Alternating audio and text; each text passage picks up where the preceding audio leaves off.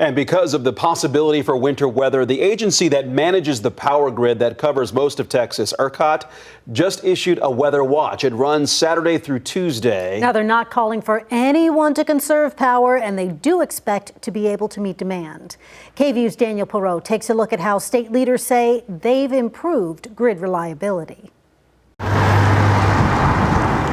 A blast of frigid air and chance for snow and ice causes flashbacks. February 2021.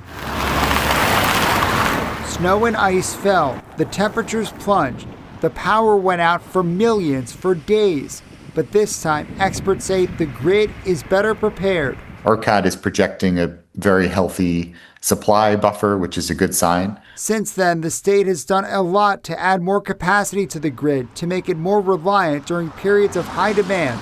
We have a lot more generation on the system and a huge amount of battery storage that simply didn't exist back then, on the order of 17,000 megawatts.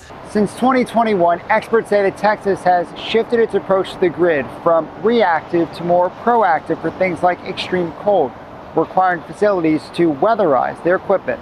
ERCOT says it has conducted thousands of inspections to ensure compliance with those rules. They've also added an extra source of fuel on site for generators if there's a natural gas scarcity. We're in a position of, we see the risk coming, and here's how we reduce the risk before it turns into an emergency. Last year, state lawmakers passed and Governor Abbott signed Senate Bill 6, which increases state oversight of the largest energy users, allowing it to cut power to large consumers in emergencies. SB 6 makes sure that the biggest power users are part of the reliability solution and they're not a blind spot. So energy experts say they don't expect to see any power grid issues this week. Today it's much more resilient, even if the weather is unpredictable. In Austin, Daniel Perot, KVUE News.